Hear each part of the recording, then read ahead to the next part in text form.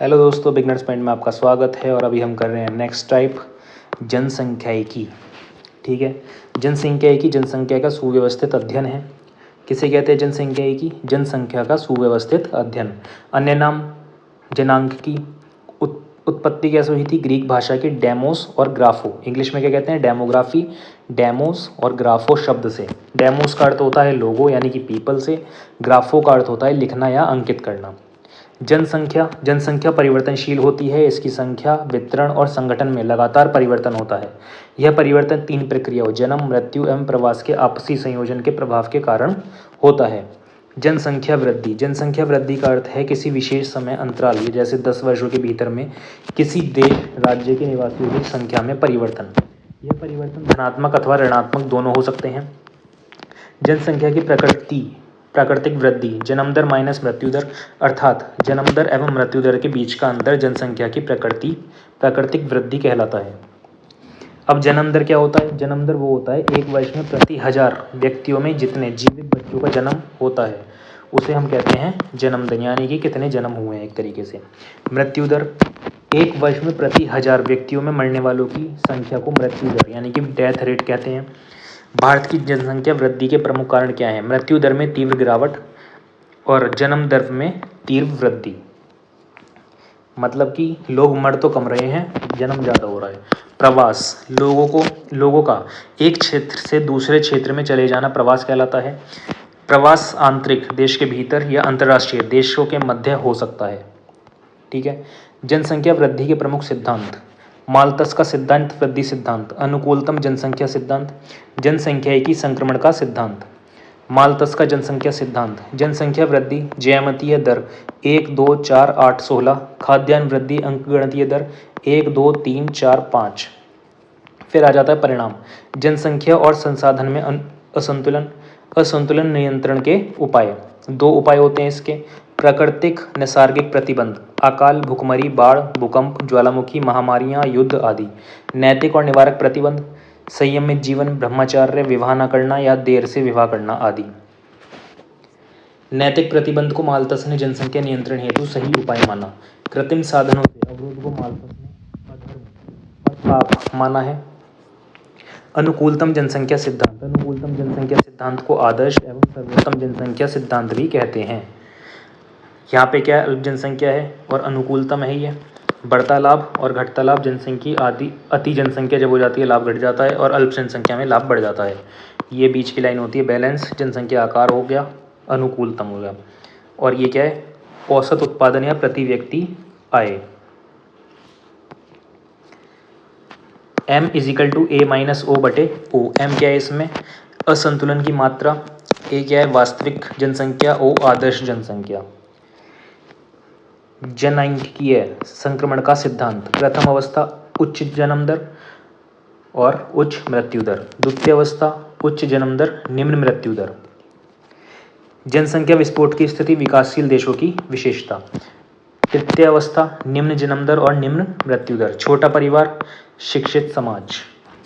चतुर्थ अवस्था स्थिर अवस्था, जन्म एवं मृत्यु दर दोनों ही कम, यह विकसित देशों की विशेषता होती है। भारत में जनसंख्या का संक्रमण काल। प्रथम अवस्था 1901 से 1921 तक देश की जनसंख्या में धीमी गति से वृद्धि हुई।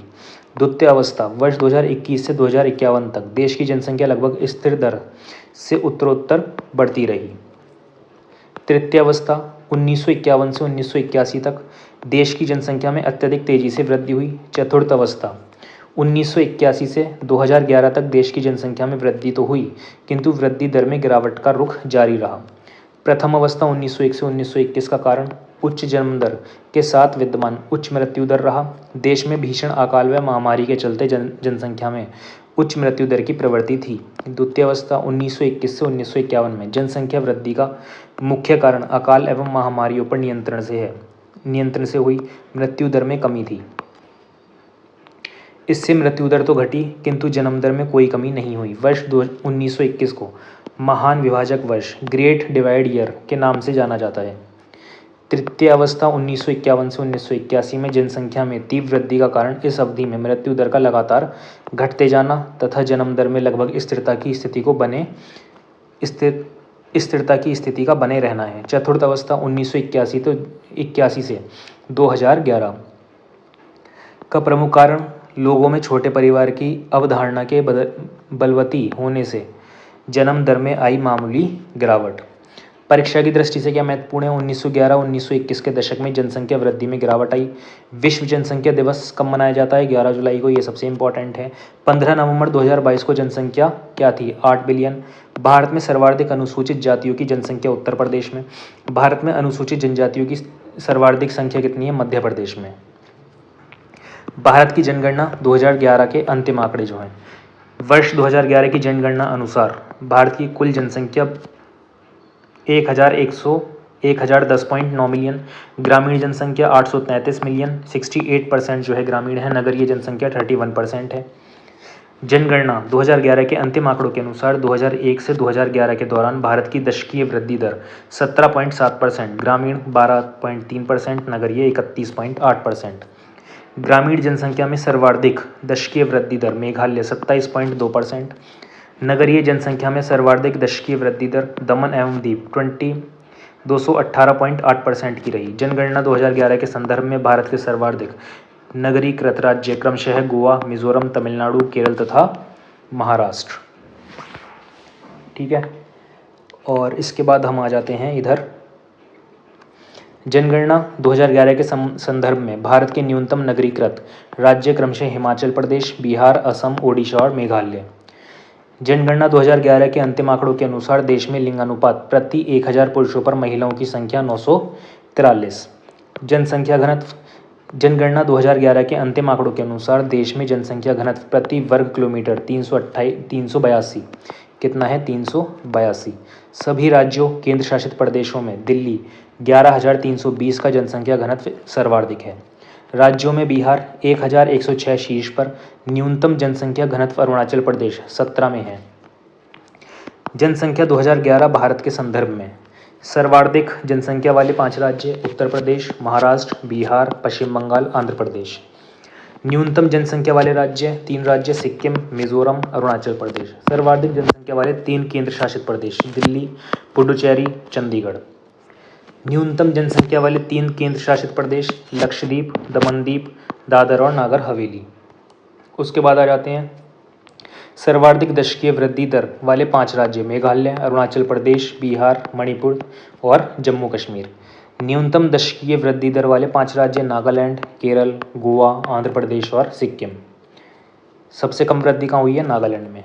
सर्वाधिक दशकीय वृद्धि दर वाले 3 केंद्र शासित प्रदेश दादर एवं नागर हवेली और दमनदीप और पुडुचेरी। न्यूनतम दशकीय वृद्धि दर वाले 3 केंद्र शासित प्रदेश लक्षद्वीप, अंडमान निकोबार द्वीप समूह और फिर चंडीगढ़। सर्वाधिक जनघनत्व वाले 5 राज्य बिहार, पश्चिम बंगाल, केरल, उत्तर प्रदेश, हरियाणा। न्यूनतम जनघनत्व वाले 5 राज्य अरुणाचल प्रदेश, मिजोरम, सिक्किम, नागालैंड और फिर हिमाचल प्रदेश। सर्वाधिक जनघनत्व वाले 3 केंद्र शासित प्रदेश दिल्ली, चंडीगढ़, पुडुचेरी। सर्वाधिक लिंगानुपात वाले 5 राज्य केरल, तमिलनाडु, आंध्र प्रदेश, छत्तीसगढ़ और मेघालय। न्यूनतम लिंगानुपात वाले 5 राज्य हरियाणा, जम्मू कश्मीर, सिक्किम, पंजाब, उत्तर प्रदेश। सर्वाधिक लिंगानुपात वाले 3 केंद्र शासित प्रदेश पुडुचेरी, लक्षद्वीप, अंडमान एवं निकोबार समूह। न्यूनतम शिशु लिंगानुपात वाले 5 राज्य हरियाणा, पंजाब, जम्मू कश्मीर, राजस्थान और गुजरात।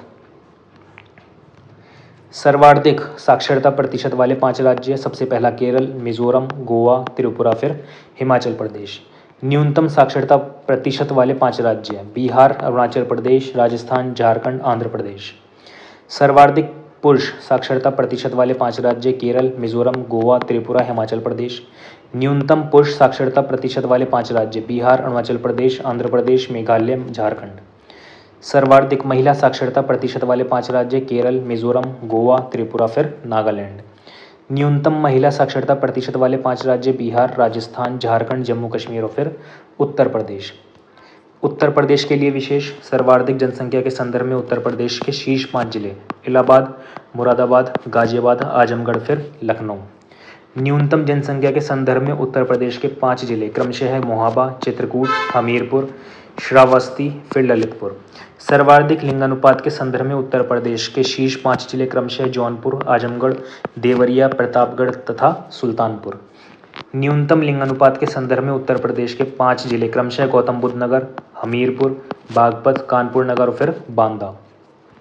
सर्वाधिक जनघनत्व के संदर्भ में उत्तर प्रदेश के शीर्ष 5 जिले क्रमशः गाजियाबाद, वाराणसी, लखनऊ, भदोही, फिर कानपुर नगर। न्यूनतम जनघनत्व के संदर्भ में उत्तर प्रदेश के 5 जिले क्रमशः ललितपुर, सोनभद्र, हमीरपुर, मोहाबा, चित्रकूट। सर्वाधिक साक्षरता दर के संदर्भ में उत्तर प्रदेश के शीर्ष 5 जिले कौन से हैं? गौतम बुद्ध नगर, कानपुर नगर, औरैया, इटावा, फिर गाजियाबाद। न्यूनतम साक्षरता दर के संदर्भ में उत्तर प्रदेश के 5 जिले क्रमशः श्रावस्ती, बहराइच, बलरामपुर, बदायूं, फिर रामपुर। सर्वाधिक पूर्ण साक्षरता दर के संदर्भ में उत्तर प्रदेश के शीर्ष 5 जिले क्रमशः गौतम बुद्ध नगर, औरैया, इटावा, गाजियाबाद, फिर झांसी। न्यूनतम पुरुष साक्षरता के संदर्भ में उत्तर प्रदेश के 5 जिले क्रमशः श्रावस्ती, बहराइच, बलरामपुर, बदायूं तथा रामपुर। सर्वाधिक महिला साक्षरता दर के संदर्भ में उत्तर प्रदेश के शीर्ष 5 जिले क्रमशः कानपुर नगर, लखनऊ, गौतम बुद्ध नगर, औरैया तथा गाजियाबाद। न्यूनतम महिला साक्षरता दर के संदर्भ में उत्तर प्रदेश के 5 जिले क्रमशः श्रावस्ती, बलरामपुर, बहराइच, बदायूं तथा रामपुर। सर्वाधिक अनुसूचित जाति प्रतिशत में के संदर्भ में उत्तर प्रदेश के शीर्ष 5 जिले क्रमशः कौशाम्बी, सीतापुर, हरदोई, उन्नाव तथा रायबरेली। न्यूनतम अनुसूचित जाति प्रतिशत में के संदर्भ में उत्तर प्रदेश के 5 जिले क्रमशः बागपत, बरेली, बलरामपुर, गौतम बुद्ध नगर तथा रामपुर। सर्वाधिक अनुसूचित जनजाति प्रतिशत में के संदर्भ में उत्तर प्रदेश के शीर्ष 5 जिले क्रमशः सोनभद्र, ललितपुर, देवरिया, बलिया तथा कुशीनगर। न्यूनतम अनुसूचित जनजाति प्रतिशत में के संदर्भ में उत्तर प्रदेश के 5 जिले क्रमशः बागपत, कन्नौज, बदायूं, बुलंदशहर तथा मुजफ्फरनगर। सर्वाधिक नगरीय जनसंख्या प्रतिशत में के संदर्भ में उत्तर प्रदेश के शीर्ष 5 जिले क्रमशः गाजियाबाद, लखनऊ, कानपुर नगर, गौतम बुद्ध नगर तथा मेरठ। न्यूनतम नगरीय जनसंख्या प्रतिशत में के संदर्भ में उत्तर प्रदेश के 5 जिले क्रमशः श्रावस्ती, कुशीनगर, महाराजगंज, सुल्तानपुर तथा प्रतापगढ़। अब इसके देख लेते हैं टाइप के क्वेश्चन आंसर। निम्नलिखित में से कौन सी पंचवर्षीय योजना सही नहीं है? कौन सी सही नहीं है? चतुर्थ 1966 से 71। 12वीं पंचवर्षीय योजना की अवधि क्या है? 12वीं पंचवर्षीय योजना की 1 अप्रैल 2012 से 31 मार्च 2017। भारत में आर्थिक नियोजन डैश में है, किस में है? समवर्ती सूची। हरित क्रांति का जनक, अबे यार, हरित क्रांति का जनक इनमें से किसे माना जाता है? डॉक्टर नॉर्मन बोरलॉग को। निम्नलिखित में से कौन सही नहीं है? कौन सही नहीं है? तीसरी योजना 1966 से 1971। एनडीसी के पदेन सचिव डैश होते हैं, कौन होते हैं? योजना आयोग के सचिव। भारत के निर्देशी नियोजन इंडिकेटिव प्लानिंग किस पंचवर्षीय योजना में अपनाया गया? अष्टम। निम्नलिखित में से कौन सी सही सुमेलित नहीं है? कौन सुमेलित नहीं है? चौथी पंचवर्षीय योजना 66 से 71। क्षेत्रीय असमानता को कम करने के लिए क्षेत्रीय दृष्टिकोण के बजाय क्षेत्रक दृष्टिकोण को अनुसरण करने का लक्ष्य किस पंचवर्षीय योजना में रखा गया था? 10वीं पंचवर्षीय योजना। किस पंचवर्षीय योजना का उद्देश्य बुनियादी और भारी उद्योगों के विकास पर विशेष जोर देने के साथ तेजी से औद्योगिकीकरण का था? 10वीं के क्या हो जाएगा? द्वितीय। खादी और ग्रामोद्योग आयोग की स्थापना किस पंचवर्षीय योजना के दौरान हुई थी? ये हो जाएगा दूसरी। निम्नलिखित में से कौन सा सार्वजनिक क्षेत्र के उपक्रम को फरवरी 2013 में महारत्न का दर्जा दिया गया? इसका हो जाएगा BHEL। निम्नलिखित में से कौन सी कंपनी एक नवरत्न कंपनी है? कौन सी कंपनी नवरत्न कंपनी है? Engineers India limited. आर्थिक गतिविधियों के आधार पर भारतीय अर्थव्यवस्था में कितने क्षेत्र हैं? ये हो जाएंगे 3। निम्नलिखित में से किस सार्वजनिक क्षेत्र के उपक्रमों को महारत्न का दर्जा प्राप्त नहीं है? इसका हो जाएगा दूसरा, इंजीनियर्स इंडिया लिमिटेड। NTPC और डैश ने नवीकरणीय ऊर्जा व्यवसाय के क्षेत्र के लिए एक संयुक्त उद्यम स्थापित करने के लिए एक समझौता ज्ञापन पर हस्ताक्षर किए हैं। इसका सही आंसर हो जाएगा ONGC। भारतीय योजना आयोग की स्थापना निम्न में से किस वर्ष में हुई थी? किस वर्ष में हुई थी? 1950। योजना आयोग एवं भारतीय राष्ट्रीय एकता परिषद के अध्यक्ष निम्न में से कौन है? 2021 का है तो इस टाइम पे बदल गए होंगे। कौन होता है? अच्छा, कौन होता है अध्यक्ष? प्रधानमंत्री। योजना आयोग कब क्या होता है? नीति आयोग। तो नीति आयोग आए, योजना आयोग आए, एक ही बात है। निम्नलिखित में से कौन सा से कथन सही है या है? सकल घरेलू उत्पाद जीडीपी का आकलन करते समय केवल विपणन की गई वस्तुओं पर विचार कीजिए। एक महिला द्वारा अपने घर पर किया गया कार्य सकल घरेलू उत्पाद के दायरे से बाहर है। सकल घरेलू उत्पाद का अनुमान लगाने में केवल अंतिम वस्तुओं और सेवाओं पर विचार किया जाता है। क्या हो जाएगा इसका सही आंसर? तीनों सही हैं। पीआईबी द्वारा भारत के सकल घरेलू उत्पाद जीडीपी का मूल्य डैश में प्रकाशित किया जाता है। कहाँ पे प्रकाशित किया जाता है ये? भारतीय रुपया में। प्रथम पंचवर्षीय योजना वर्ष डैश में जारी की गई थी। कब की गई थी? 1951। वर्ष 2013 को भारत की किस पंचवर्षीय योजना की अवधि का हिस्सा माना जाएगा? 12वीं।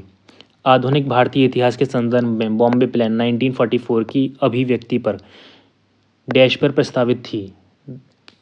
आर्थिक विकास। बोकारो में इस्पात संयंत्र के सहयोग से बनाया गया था। क्या बनाया गया था? सोवियत संघ। भारत में पहली पंचवर्षीय योजना की शुरुआत के साथ डैश में योजनाबद्ध आर्थिक विकास शुरू हुआ। क्या हो जाएगा इसका आंसर? दूसरा, 1991। निम्न में से कौन सा सार्वजनिक क्षेत्र का उद्यम महारत्न के अंतर्गत आता है? कौन आता है? Steel authority of India limited. स्थिरता के साथ विकास और आत्मनिर्भरता की प्रगतिशील उपलब्धि डैश पंचवर्षीय योजना का उद्देश्य था। चौथी। किस पंचवर्षीय योजना में कृषि पर ध्यान देने के विपरीत भारी उद्योगों पर ध्यान देने की वकालत की गई थी? किस में की गई थी ये? दूसरी में। रोलिंग प्लान किन दो पंचवर्षीय योजना के बीच लागू किया गया था? किस में लागू किया गया? 5वीं और 6ठी। गरीबी को दूर करने और आत्मनिर्भरता प्राप्त करने का उद्देश्य डैश पंचवर्षीय योजना से जुड़ा था। 5वीं। 9वीं और 10वीं पंचवर्षीय योजना के दौरान वास्तविक दर क्रमशः डैश और डैश थी। क्या थी? 5.4%, 7.6%। भारत के निम्नलिखित राष्ट्रपतियों में से कौन योजना आयोग के उपाध्यक्ष भी थे? कौन योजना आयोग के उपाध्यक्ष भी थे? प्रणब मुखर्जी। किस वर्ष के भारतीय बजट में बजटीय विनिधान की लिंग संवेदनशीलता को विशेष महत्व देते हुए एक वितरण प्रस्तुत किया गया था? क्या हो जाएगा इसका? 2005 से 2006। आत्मनिर्भरता के उद्देश्य को पहली बार डैश पंचवर्षीय योजना में शामिल किया गया था। किस में किया गया था? तीसरी। आत्मनिर्भरता को प्राप्त करना और गरीबी उन्मूलन किस पंचवर्षीय योजना के दोहरे उद्देश्य थे? 5वीं। भारत के योजना आयोग ने भारत को कितने कृषि जलवायु क्षेत्रों में विभाजित किया है? कितने में किया है? 15। निम्न में से क्या 7वीं पंचवर्षीय योजना के मुख्य उद्देश्यों में से क्या एक था? क्या हो जाएगा इसका सही आंसर? खाद्यान्नों के उत्पादन में वृद्धि। भारत सरकार ने राष्ट्रीय मधुमक्खी पालन एवं शहद मिशन NBHM के नाम की इकाई एक नई केंद्रीय क्षेत्र योजना को मंजूरी दी है जो डैश क्रांति से जुड़ी है। मीठी क्रांति से जुड़ी है। स्वतंत्रता के बाद भारत ने डैश में अपनी पहली पंचवर्षीय योजना शुरू की 1951 में। भारत में 11वीं पंचवर्षीय योजना की थीम क्या थी? 11वीं पंचवर्षीय योजना की थीम थी तीव्र एवं अधिक समावेशी विकास की ओर। यह थीम थी इसकी। ठीक है।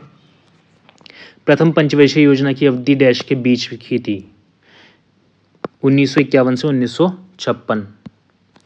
पहचानिए कि निम्नलिखित में से कौन से कथन सही हैं? कौन सा कथन सही है? हिंदुस्तान कॉपर लिमिटेड HCL को 9 नवंबर 1967 को निगमित किया गया था।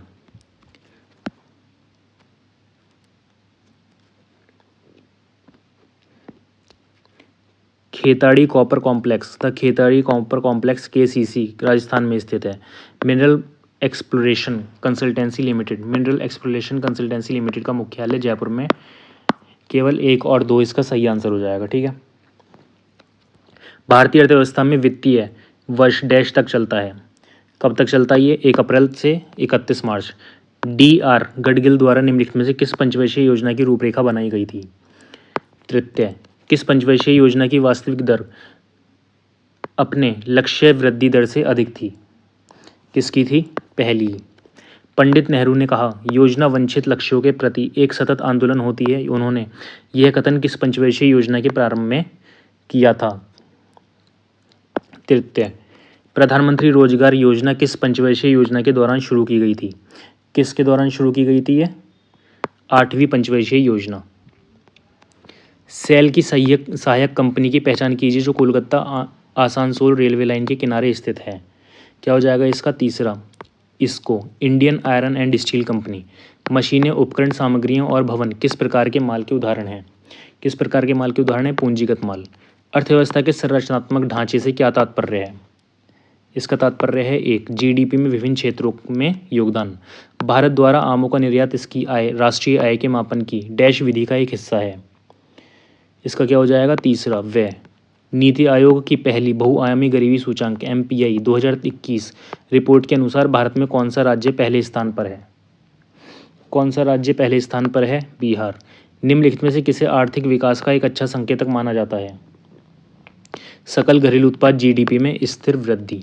भारतीय अर्थव्यवस्था ने हरित क्रांति की सफलता का अनुभव कितने चरणों में किया? कितने चरणों में किया था? 2 चरणों में। निम्नलिखित में से किस पंचवर्षीय योजना को पहली बार मुख्य उद्देश्य के रूप में गरीबी उन्मूलन के मुद्दे पर केंद्रित किया गया था? 5वीं पंचवर्षीय योजना। 12वीं पंचवर्षीय योजना की अवधि डैश से डैश तक थी। कब से कब तक थी ये? 2012 से 2017। निम्नलिखित में से किस पंचवर्षीय योजना में गरीबी उन्मूलन, गरीबी हटाओ और आत्मनिर्भरता को प्रमुख योजना उद्देश्यों के रूप में घोषित किया गया था? इसका सही आंसर क्या हो जाएगा? 5वीं पंचवर्षीय योजना। भारत के योजना आयोग 2011-2012 के अनुसार राज्यों के निम्नलिखित में से किस समूह में गरीबी रेखा के नीचे की जनसंख्या का प्रतिशत सर्वाधिक है? 58 का छत्तीसगढ़ और झारखंड। भारत के योजना आयोग 2011-12 के अनुसार चंडीगढ़ में गरीबी रेखा से नीचे की जनसंख्या का प्रतिशत कितना है? कितना है ये? 21.81%। भारत के योजना आयोग 2011-12 के अनुसार निम्नलिखित राज्यों को गरीबी रेखा से नीचे की जनसंख्या के प्रतिशत के साथ सुमेलित कीजिए। पहले का मिजोरम सही है, नागालैंड, और तीसरे का पहला आंसर सही हो जाएगा। पहले का पहला सब सही है। निम्नलिखित में से कौन सा विकल्प अवसंरचना इंफ्रास्ट्रक्चर क्षेत्र का हिस्सा नहीं है? इंफ्रास्ट्रक्चर का क्षेत्र का हिस्सा नहीं है कृषि। तीसरी पंचवर्षीय योजना के लक्ष्यों की प्राप्ति में असफलता का कारण निम्नलिखित में से किसे माना जाता है? किसे नहीं माना जाता? सरकार बदलना। निम्नलिखित में से किस कंपनी ने लंबी दूरी तक तरल पदार्थ और गैसों के परिवहन के साधन के रूप में एशिया की पहली क्रॉस कंट्री पाइपलाइन का निर्माण किया था? क्या हो जाएगा इसका? चौथा, ऑयल इंडिया लिमिटेड। निम्नलिखित में से कौन निजीकरण की संभावित आलोचना है? कौन संभावित आलोचना है? निजी व्यवसायों में अत्यधिक सरकारी हस्तक्षेप, बाजार में प्रतिस्पर्धा, नवीनता कमी, हाशिए पर मौजूद आबादी के लिए आवश्यक सेवाओं तक सीमित पहुंच। निम्नलिखित भारतीय प्रधानमंत्रियों को उनके द्वारा शुरू की गई पंचवर्षीय योजनाओं के साथ सुमेलित कीजिए। तो इसका क्या हो जाएगा? जवाहरलाल नेहरू द्वितीय पंचवर्षीय योजना, मनमोहन सिंह ने 11वीं पंचवर्षीय योजना, अटल बिहारी वाजपेयी 10वीं। दूसरा आंसर इसका सही हो जाएगा। ठीक है।